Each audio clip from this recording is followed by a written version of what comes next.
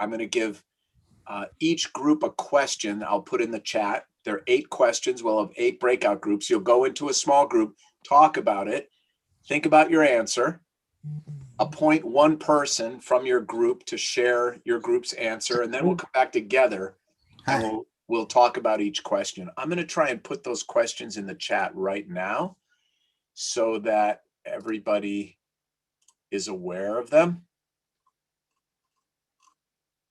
And oh my, let's see, I only see 6 of them. Let's just see what happens. Why are there only 6? That's very strange. Okay, I'm going to type in the remaining 2 questions. If everybody will just give me a second, I promise this will be worth it. So number 7 is, what did the rabbis mean to teach us when they said the commandment is a lamp? How are the mitzvot like a lamp? Sorry if there are any typos. That's number 7. And number 8 is, how is tzedakah like a ner tamid? And what other things are also like a ner tamid in the same way? Okay, so we'll get to this in a minute, but now you have in the chat, hopefully you can all see in the chat, 8 questions. In a few minutes, we're going to break into 8 groups. If you're group number 1, you're going to discuss question number 1, et cetera, okay? And, you know, those of you who've studied with me for a long time, you know that sometimes we cover a tremendous number of verses when we study the Torah portion. And sometimes we spend the whole hour talking about a single word. In this case, we're going to be talking about a single verse. We're gonna be talking the whole time about one single verse in the Torah, and many of the different ways the rabbis understood that verse, and it'll be interesting to see how we understand that verse from 8 different questions or perspectives. So that's where we're headed. Now, for those of you who have a Bible at home, if you don't, you can use your phone. If you want to just read that one single verse, we are talking about Exodus chapter 27, verse 20. Exodus 27, 20. And if you don't have another device or a Torah at home, I'll read the verse for you as soon as we say the blessing, okay? All right. Okay, so those of you who know it, you're going to recite the blessing with me. Those of you who don't, you're going to fake it like most Jews, but let me just tell you, it starts the way they all start. Baruch atah Adonai Eloheinu melech haolam asher kitshanu b'mitzvotav v'tzivanu. And then the last 3 words are, you know what? I'll put them in the la asok the divrei Torah. They're in the chat. So those are the last 3 words of the blessing. So we're going to stay muted, but we'll all say it together, okay? Baruch atah Adonai Eloheinu melech haolam asher kiddushanu b'mitzvotav v'tzivanu. Here we go. La'asok b'divrei Torah. Blessed are you, Adonai, our God, who commands us to busy ourselves with the Torah. Now, let's take a look at this verse, okay? Which I guess I can also put in the chat, okay? You yourself command the children of Israel to bring you pure oil of crushed olives for lighting to make the lamp burn continually. Okay, so this is the verse that we are going to be studying today. We're only going to deal with the first verse of this week's Torah portion. And here's the verse in the chat so that everybody can see it. You yourself command the children of Israel to bring you pure oil of crushed olives for lighting, to make the lamp burn continually, a ner tamid, an eternal light. And yes, this is where the idea of an eternal light, of a light burning in front of every ark of every synagogue and every synagogue all over the world that you have ever seen, it comes from this Torah portion. It comes from this verse. Now, just to remind us about last week. Last week was all about constructing the tabernacle, the first portable sanctuary ever created by the Jewish people that they carried with them in their wanderings through the desert, and that contained the 10 commandments within them, both the shattered pieces from the first set and the whole second set. And you might remember from my Shabbat message last week, I wrote about the significance of the broken and the whole being carried together. So last week was all about the construction. This week, now we get to the use of the tabernacle. Not what was it supposed to look like, how was it supposed to be built?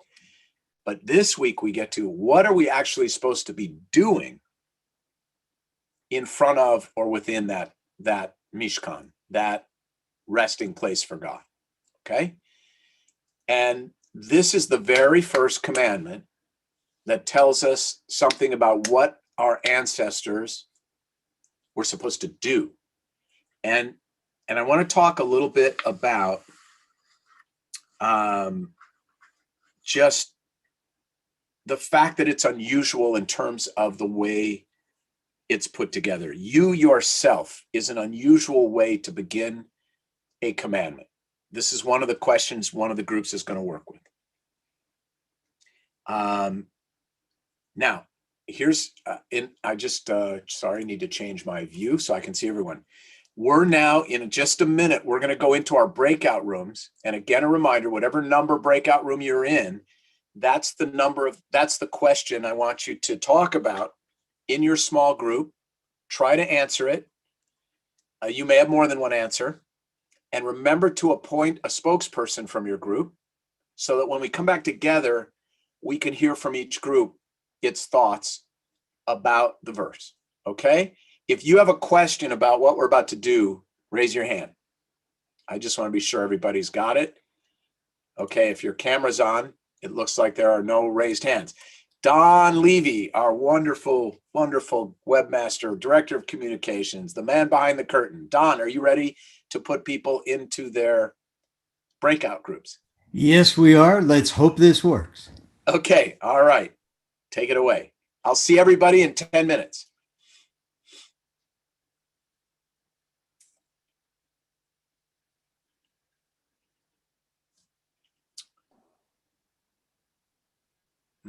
So far, doesn't look like it's working. I'm still here. People are going slowly. It's okay. Make sure you click on the room you're supposed to go to, and you'll be joined by some other people. Do you find that through the chat? No, it should appear. Do you know how to do it? It should appear. Happens automatically. It happens. It'll say you're now. Don, can you explain what people should? I don't know if you don't know how to do it. Don. Normally, you don't do anything. You'll get a message that says you're moving to a breakout room. So I'm waiting. Haven't got any of that. Still here. Is it Don Levy? Is it coming through for people? Oh, wait a minute. I knew this would be tricky, but hang in there, guys. Hang in there. You should see something on your screen. Nope. I think Don Levy's working on it now. Hannah, you might need to step in and help. Yeah, Don. I'm helping assign people who are not anywhere. So you Okay, so just you'll be assigned shortly. Hannah's working on it. Don's working on it. Thank you both so much. Hannah, you're amazing. should. God bless the millennials. Okay, we're making progress now. It was sending me to room 4, and then it sent me back to the main room. Okay, we'll reassign you. Hannah will reassign you, Gary. Hang in there. Thank you. We're down to like 18 people now who need rooms.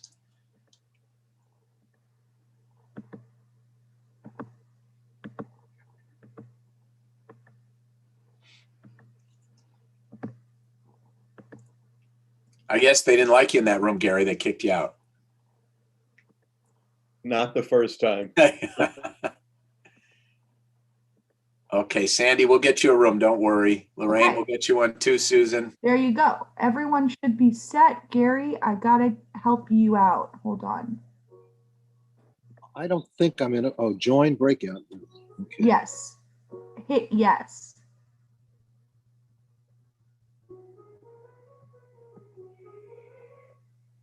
Hannah, I'm nowhere too. Oh, I did assign you somewhere. I don't know. Let me go find you again. Hold on. You assigned me to 3, but then it bounced back.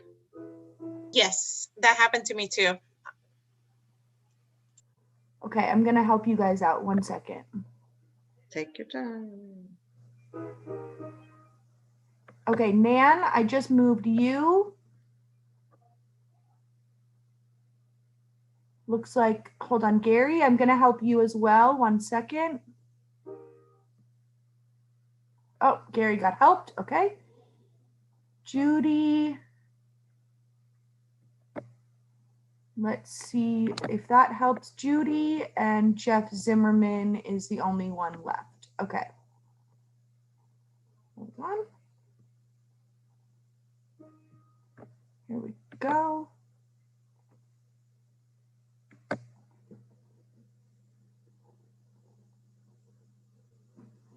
Jeff Zimmerman might not even be at his computer. Don't know.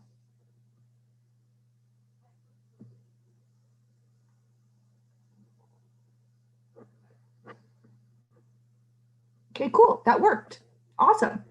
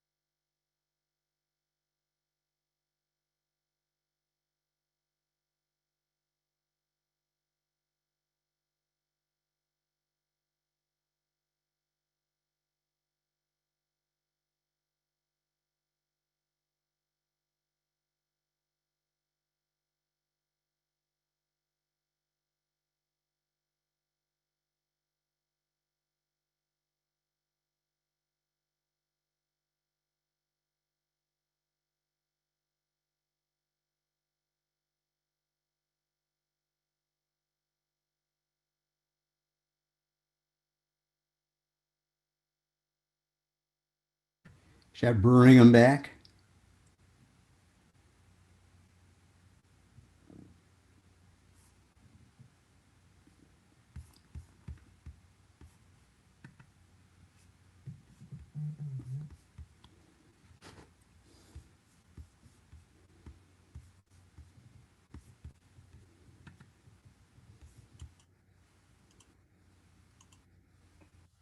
Okay, I can't believe that worked. That's fantastic.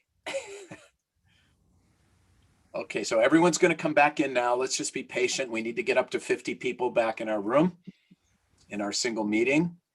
Miracles of technology. Isn't this something? Whoever created Zoom, boy, oh boy, they saved the planet this year. They really did. It's probably some 25-year-old living in. No, the stock for Zoom went way up. Yeah, the Zoom zoomed, huh? It really did. Yeah, I missed that train. That's for I did too. Yeah. Don and Hannah, thank you so much for working this out. It's really fantastic. So everybody's coming back in now. We're going to be patient for just another minute, and then we're going to jump into our conversation. Okay? Did the breakout groups work for other people? Because it didn't work for me. I think so. Did you not get into a room, Wendy? First. It said it was sending me into room number 7, and then it just. Listen to me. Hey, Wendy, I would miss you. I was in chat. You shall. Who's you? Maybe you got canceled, Wendy. You got canceled. I don't know. I kept sign back on, but now I'm here. It's to Moses. Okay. God Hey, said to Wendy. Moses. Everyone mute now. We need everybody to mute. Thank you so much. And we're gonna. It doesn't say here, and I went back. Truma, where are you? I'm telling Everybody, you, I went please- back please to mute. see where Everyone you mute. begins. Everyone mute.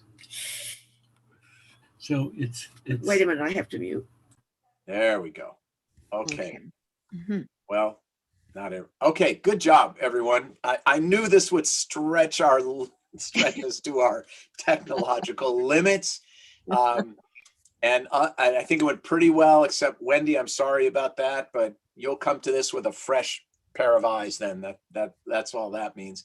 Thank you again, Don and Hannah, for making that happen. All right, we have a lot to talk about, and we have a half an hour to talk about it. So we're going to try to keep it to maybe 3 minutes or so per group.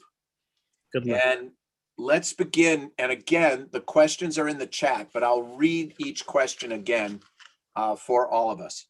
So to begin again with the verse, you yourself command the children of Israel to bring you pure oil of crushed olives for lighting, to make the lamp burn continually. Okay. The first question is, the text says, you yourself. This is group 1. You yourself, rather than just you. And it says command rather than speak to, which is different than what is usual in the Torah. Usually, including last week and in all but 2 other places in the whole Torah, usually the pronominal comes after the verb. But here it's reversed. First, it's you yourself command. Normally, it's sort of, for those of you who know Hebrew, normally it's daber el bnei Yisrael, like speak to the children of Israel. That's normally what God says to Moses, daber el bnei Yisrael, speak to the children of Israel. In other words, the verb comes first. But here we have you yourself, okay? The ata tetzaveh, you yourself command. And that's very unusual. It appears in only other two places in the Torah. So the question is why? All right. Now, who is representing group 1? Raise your hand if you're representing group 1. Jeff. Okay. So Jeff, would you unmute and talk to us about your group's answer? Why this unusual construct? Well, I think it represents the commitment that is foremost in Judaism. It's an independent, you yourself needs to create that relationship with God. And well, it's not a commandment. It's not a commandment to create a relationship with God. It's a commandment to bring oil and light the lamp and keep it burning continually. Now, maybe metaphorically, that's a relationship with God, right? Right. Okay. You know, the idea that it is a perpetual reminder of what you, each individual, must do to establish that relationship and maintain the covenant with God. Okay. So in other words, this is not some sweeping generalization. This is something incumbent upon every single Jew has to him or herself. Now I'm going to jump to the metaphor. Do what's needed to keep the flame burning. Right? I think you're right. And this idea that it's Tetzaveh, you may realize sounds a lot like mitzvah because it comes from the same word. A mitzvah is not a good deed. A mitzvah is a commandment. Right? And so the rabbis also say that unlike so many of the other obligations related to the temple, which no longer were obligations once the temple was destroyed. For example, sacrificing animals, or the half shekel tax, or there were all these rules about operating the temple that the rabbi said were no longer required once the temple was destroyed. However, because this verse says you yourself, the commandment to keep the flame burning, to keep the ner tamid going, outlives the actual lifespan of the temple itself. And that's why every synagogue in the world has an eternal light burning in front of the ark, but it doesn't have an altar for slaughtering animals, for example. Right? So that's, you're seeing it very much like the rabbis, but I also want to point out that there were a bunch of commandments that were no longer obligatory or even possible once the temple was destroyed. This one, however, is required. Reese, I see your hand up. Go ahead and unmute. I was confused. The group was confused about who you was. It's singular. And I tried to go back to the previous section because this is verse 27. This is chapter 27, verse 20. Correct. So I wanted to know how far back you goes. And when I turned back, but I went all the way back. The previous section, the previous Parshat has you, and it never actually says that God is talking to Moses and not to each individual person. Right. It's assumed that he's talking to Moses. It's assumed. Right. But what's beautiful about this is what the rabbis do is they make it now you, meaning each of us, because if you go to the second verse of this Torah portion, it says this is something to be done throughout the ages for all time, which obviously means, therefore, it can't just be Moses. It has to be us. Roy, go ahead. Unmute, Roy. Go ahead. What I see using the you is both plural and singular. And so you have you yourself. It's a combination of both plural and singular. You meaning the people, but yourself being specific to every individual. And so it's a commandment as the group and as the individual to keep that commandment. Yeah, but grammatically, I have to say in the Hebrew, that's the way I see it. Yeah, but grammatically in the Hebrew, Roy, it's you, the individual. And what I think. Oh, is it? Yeah, and I think that's an important note that it's also a way of saying don't rely on other people to keep this flame burning. You yourself have obligations to keep the Jewish people alive and thriving, right? You yourself. Don't expect the rabbi to do it or the board of trustees to do it. You have to do it too, right? So the emphasis is on the singularity. That's right, on the individuality and the singularity. I think that's exactly right. Now, okay, we're not going to get past the first question on one verse. All right, I'm going to let Miriam and Susan go, and then I'm going to push us on to group two. Susan, go ahead. Oh, I was just going to say, this is a caveat that Risa brought it up, but Etz Chaim doesn't translated as you yourself.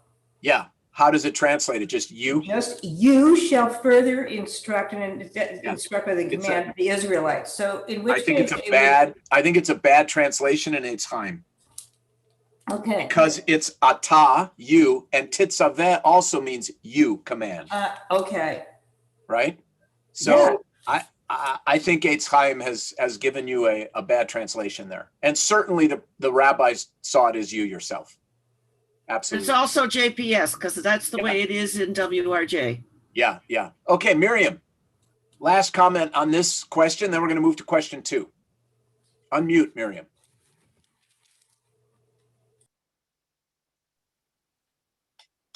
There you go. I am the reluctant leader.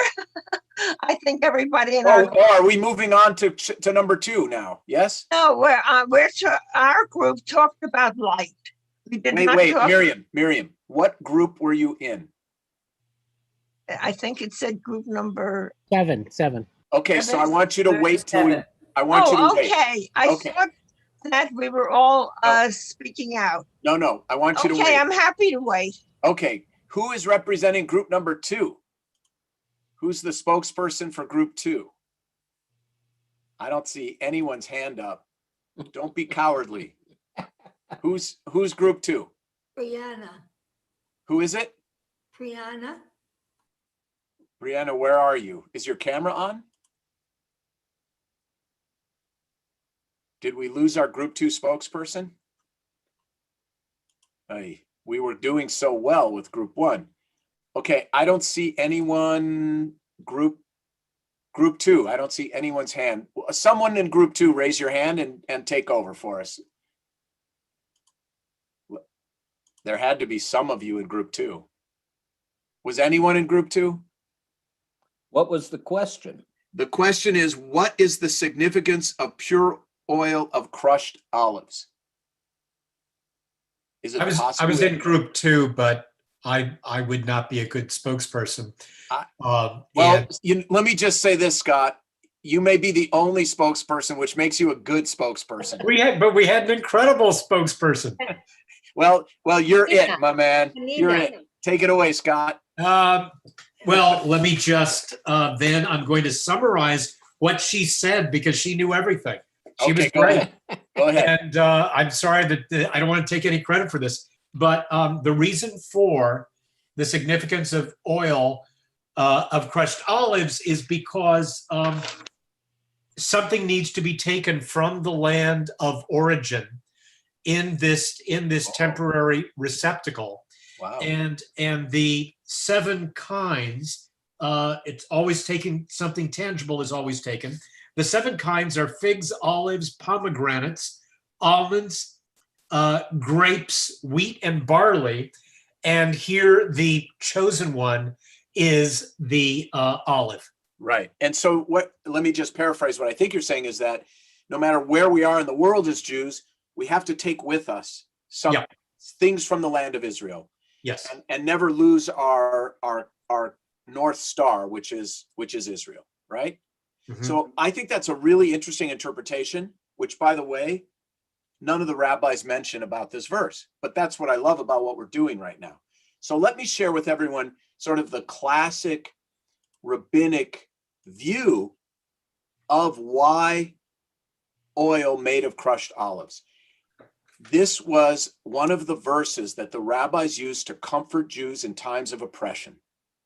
That it's when we are pressed, when we are crushed, when we are under pressure, when we are beaten down, that ultimately that's what it takes for us to be able to bring our light, be enlightened, and bring light into the world. They always saw the olive as a metaphor for the oppression of the Jewish people. And that oppression is what has enabled us to bring light to the world.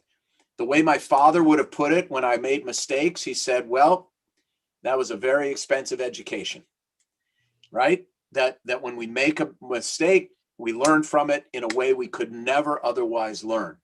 The rabbis are saying that oppression has turned the Jewish people into something they otherwise never could have become. And that something is a people that's capable of shedding light.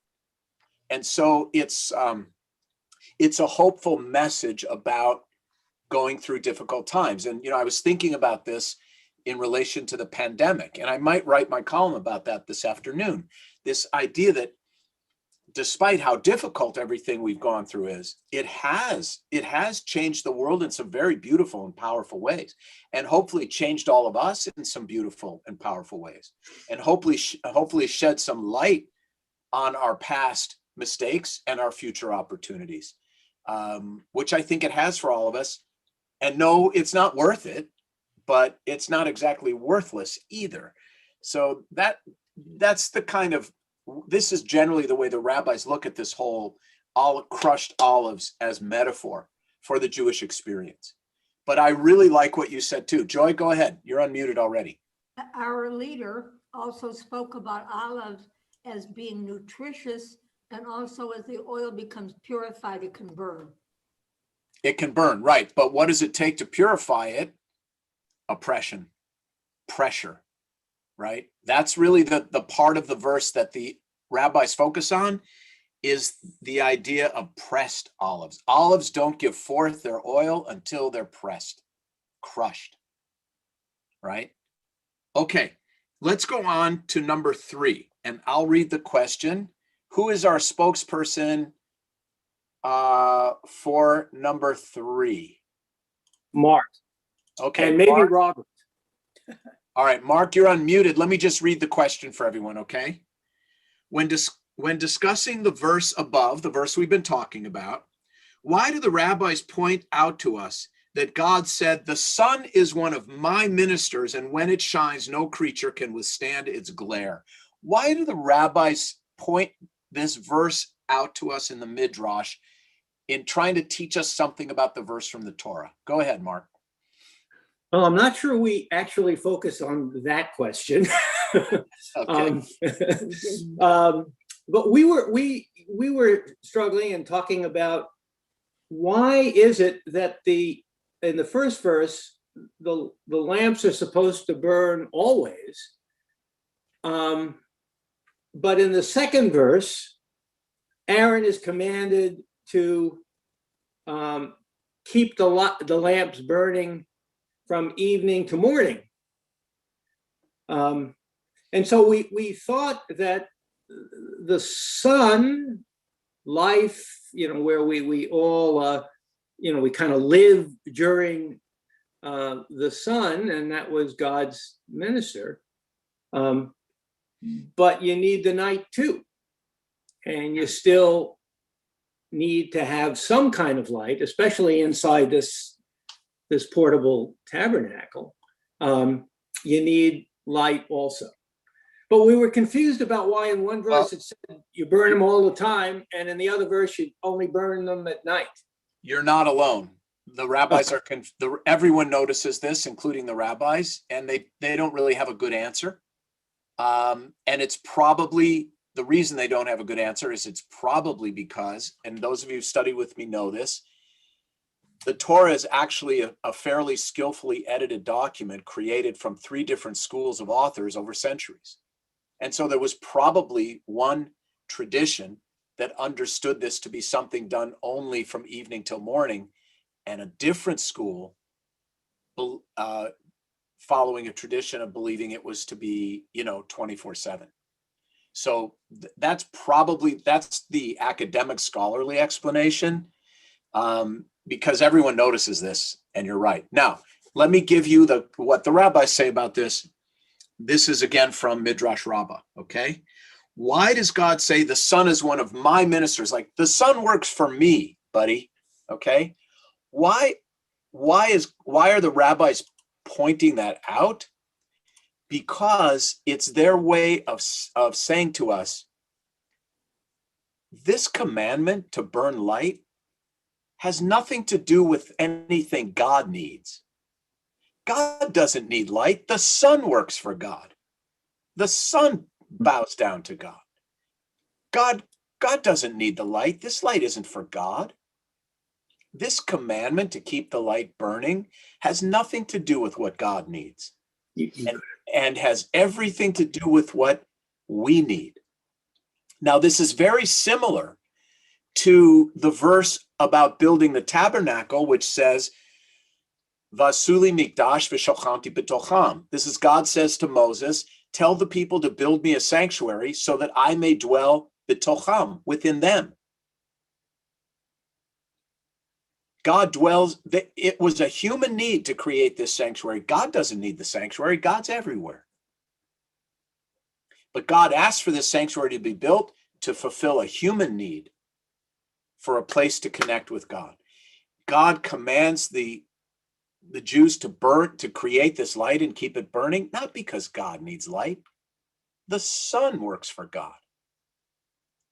But because human beings need to be engaged in this activity of bringing light into the world, right? It's very beautiful, I think, and quite deep. And we're going to see other examples of that as we go through some of these questions.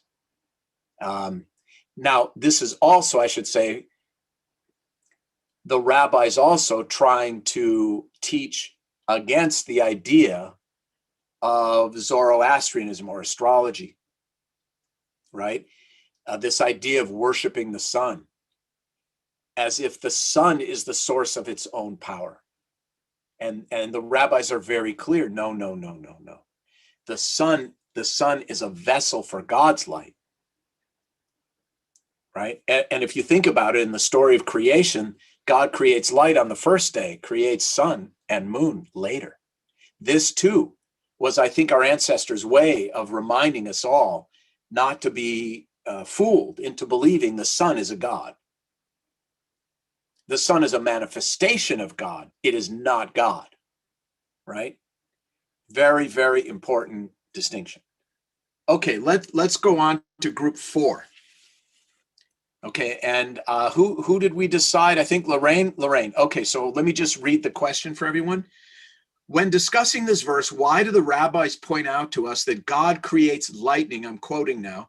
God creates lightning that darts from one end of the earth to another. All right, Lorraine, go ahead. Okay, so first, I wanted to thank Marvin, Melanie, Jill, Brad, and Gary for contributing their thoughts Very good. to this. And actually, what we came upon is very similar, also touches on the example that you just presented to the rest of the group. Basically, we first approached this by comparing the two texts. Yeah. Right, the two verses, and what we found is that some common themes, right? We see that nature is involved in both of them. In the act of creating the light, you have the olives, the light that comes from the olives, and the light that comes from lightning. Also, we saw that there is an ask from us to be co-partners in the creation of the light. God creates the light through the lightning in a continuous form from end to end. And in the same way, we are being asked to create the light as well, so that we could be illuminating our communities from end to end. There are some, and why do we need to do that, right? So I believe that it was Gary that expressed that there's some positive characteristics to the light, such as wisdom and the illumination and the warmth. So basically, we have been asked to follow up on his steps of illuminating as well. I like it. I'm not being rude. I'm texting my assistant to see if I can go till 1:15 today instead of noon, so that we can get through all of these. So just give me 1 second. Mm-hmm. Okay, so yes to everything you said, and this is the rabbis making exactly the same point that we just went through in terms of, the sun is my minister. This is another example where the rabbis are saying, God doesn't need this light. God makes lightning that dashes all over the world. God creates light. God doesn't need this light. It's another what the rabbis call a proof text. It's another proof text to demonstrate that this light is about meeting a human need and a human obligation, not anything that God needs from us. Okay? Verse 5. Why do the rabbis point out to us that the eyeball, our eyes, provided vision for us through the black part? In other words, we see through the darkest part of our eye, the pupil, right? We see through the darkest part of our eye, not through the pupil. Group 5, who was with us? So I was originally going to be the speaker, and then my computer crashed.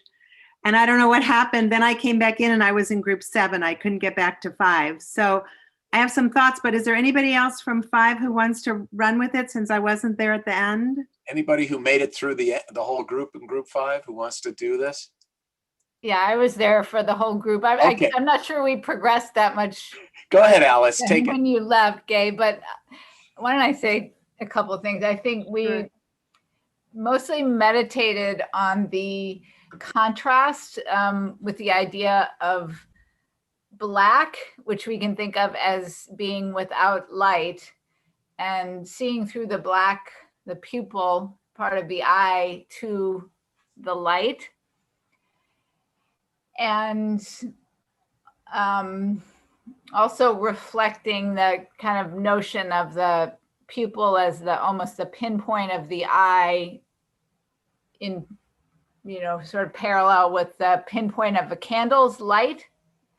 And then the final concept I think we had was that, there's sort of a universality to the black part of the eye, the pupil, relative to the rest of the eye. Oh, that's interesting. I like that. Yeah. And there was one other thought. Is it okay if I? Yeah, of course. Yeah, jump in. That it's sort of what reminded me immediately was the darkest hour is just before dawn. Well, in a sense, Gay, the rabbis use this notion of seeing through the pupil in 2 ways, both of which we've already kind of learned in studying this verse. The first is it's the same as the crushed olive idea, that we see light through, we really become enlightened through the darkest periods of our lives. That adversity, darkness, oppression, these are the great teachers, right? More beautiful than before, right? How suffering transforms us. And this was given as a statement of faith and hope to people, to a suffering, oppressed people, that you see light through the darkest part of the eye and therefore through the darkest moments of our life. That's the first. However, in relation to this verse, more specifically, it's again this idea that God created us in a way that we can create light out of darkness, that God created. Think about the story of creation. And God said, let there be light, and there was light. Like, God doesn't need our help to create light. God made us to be able to see through the darkest part of our eyes. God said, let there be light, and there was light. So it's again the rabbis proving the same point, that this obligation meets a human need. It gives us purpose. It keeps our people alive. And there's another purpose we're going to get to in a minute when we get to the next question. Penina, go ahead and unmute.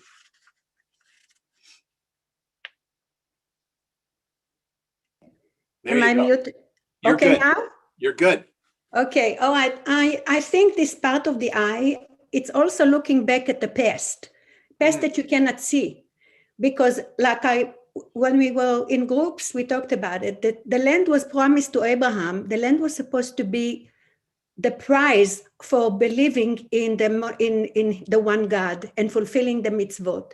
And here they are now about to enter the land again.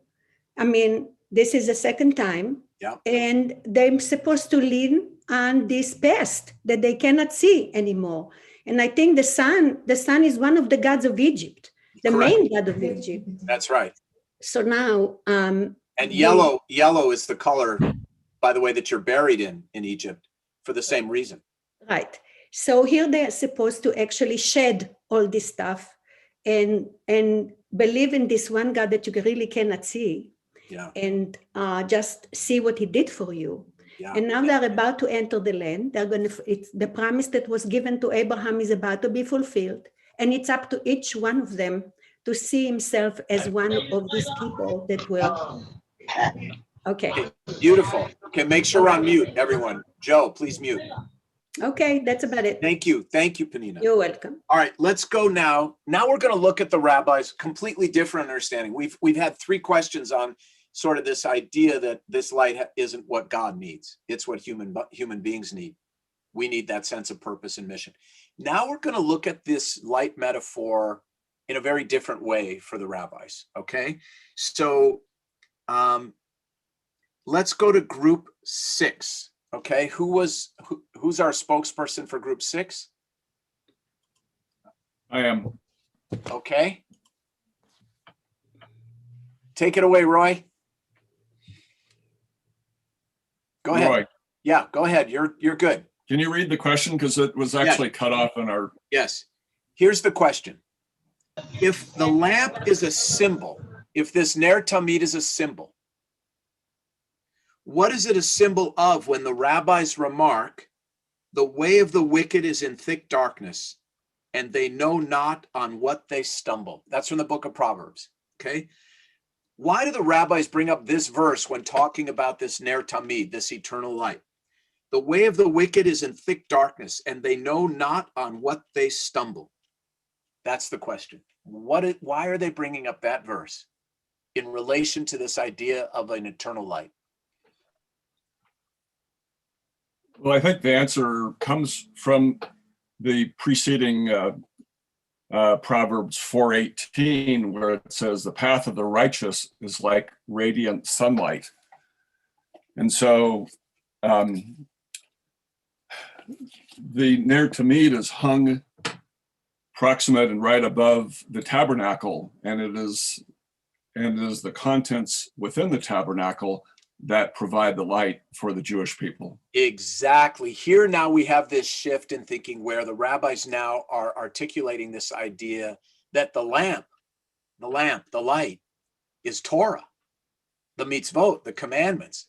That's the light. And that this eternal light is a metaphor or symbol or representation of Torah. And that people who have Torah with them can shed light, they don't stumble. People without Torah are in the dark, even in the middle of the day. Because the darkness is, of course, a spiritual and moral darkness, not a literal darkness. So now you see a whole nother layer of the way in which the rabbis understand this metaphor of the eternal light. It now becomes a metaphor for the mitzvot, for the commandments that keep us from stumbling, that shed light. Perfect. Good job. Let's go to group number 7. Who's our spokesperson for 7? Well, I think it was Miriam and me. Okay. Well, or Miriam, you want to go first? Where's Miriam? Where is Miriam? Did we lose her? Miriam, are you still with us? Miriam? Why don't you go ahead, Susan, and I'll look for her while you're talking. I'm here. I see there you Susan. Oh, yes, okay. Okay. Just let Miriam go. Okay, Miriam, go ahead. Okay. Let me read the question. Sure. What did the rabbis mean to teach us when they said the commandment, the mitzvah, is a lamp? How are mitzvot like a lamp? First of all, I'm going to speak for all 4 of us. When I say that I personally enjoyed our little buzz group, I think that buzz groups are very important. People speak out who might perhaps never speak out in a larger group. Yes. And each one of us had something to contribute, which I think we all appreciated what we had to say. And I just personally, I'll start with myself, which I shouldn't, but I will. We focused on the whole concept of light. What does it mean, the whole idea of light? And I kind of focused on the idea of bringing light to others. That is one of my thrusts and targets in life, in my being almost in my middle 90s, so that it's a very personal thing. Mm. Not only do I need myself to be enlightened and study, but I need to bring light to others, not compared to the Ner Tamid, which we have written right here, not compared to the what we call eternal light. And I think a better definition would be a continual light instead of an eternal light, because we cannot be a Ner Tamid, but we can strive. We can strive almost daily. And Good. then Brad talked about light, what it meant to him was becoming enlightened by study. That study makes a person enlightened. Beautiful. And therefore they can give light to others, but they need to study and become enlightened. Then Great. Susan will talk.